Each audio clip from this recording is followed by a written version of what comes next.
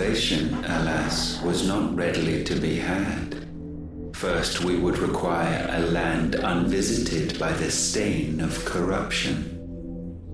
An unprecedented journey lay before us, one beyond the limits of our fleshly bodies, and so we cast them off.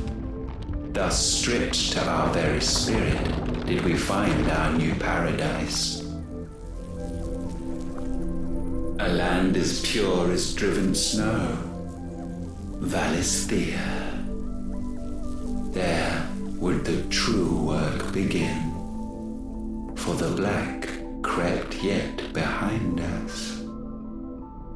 And soon did we arrive at a solution, the illness having spread to every organ.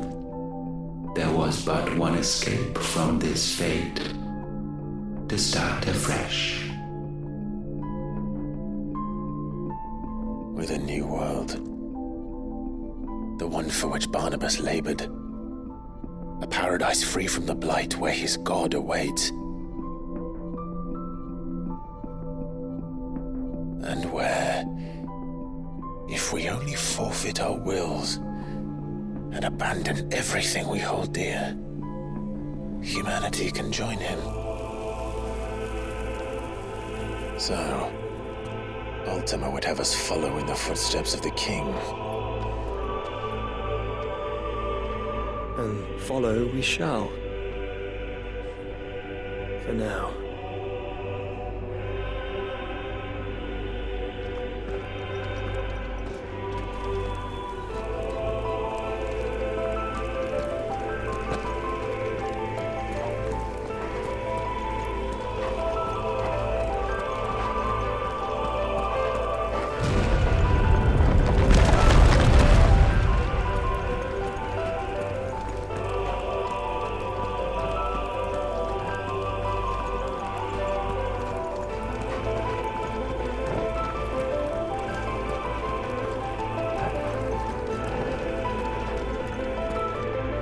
To forge a new world would require not only power, but a constitution strong enough to wield it. Acquiring the first would be simple.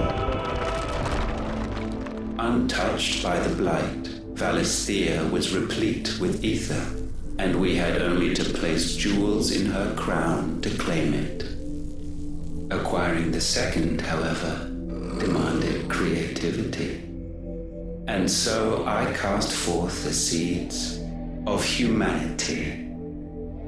You created us. Is that not what gods do? We sowed the seeds for you, Muthos, all that you might one day blossom. And our future thus secured, we thought to slumber, though that would prove a grave mistake. For it was as we slept that man committed his greatest sin. He awoke. Alone in a world bereft of his God's radiance, he stumbled blindly, desperate for guidance. Finding no light, he sought to kindle his own. And from that single errant impulse was his will born. Having discovered himself at last, man turned his eyes inward and found he desired evermore that which only magic might afford. So wars were waged and brothers slain for custody over that dwindling resource. And the land, she wept tears of black.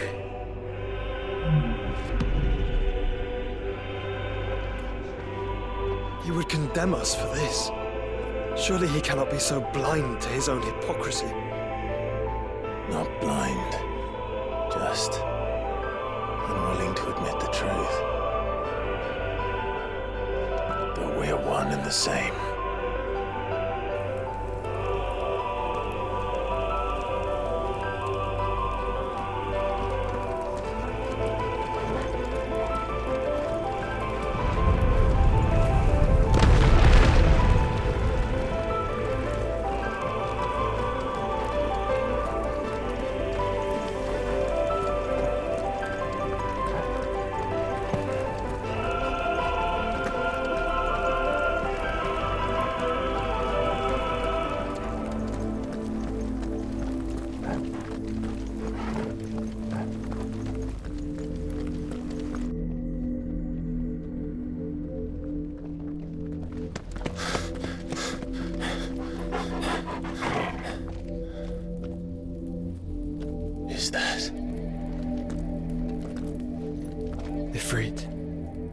what's left of him.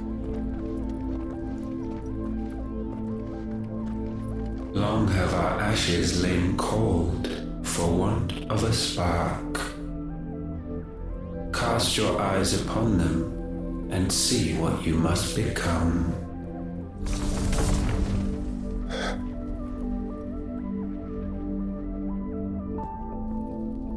Valisthea cannot endure a second claim upon her being.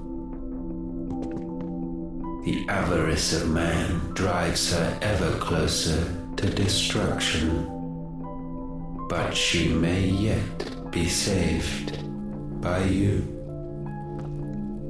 It is what you were born to do, why we nursed you and fed you, as your own mother should have.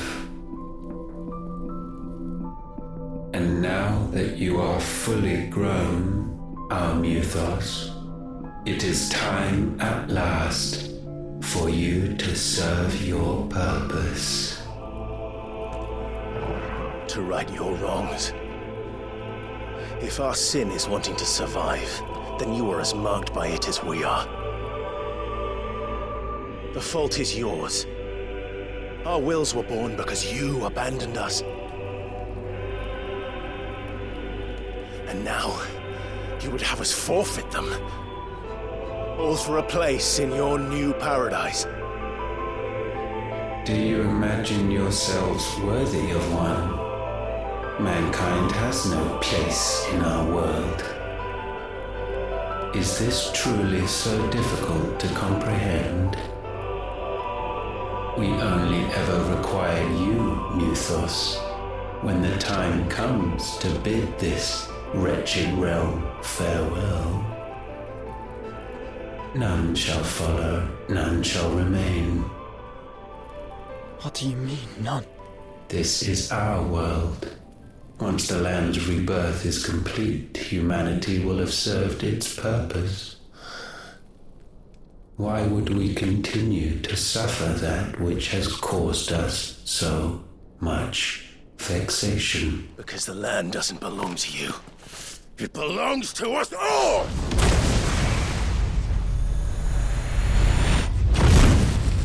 What? That is where you are mistaken. You own nothing but your precious will.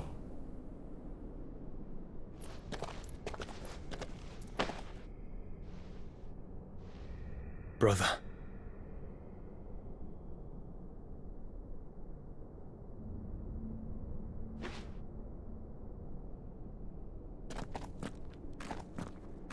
I can't do this alone.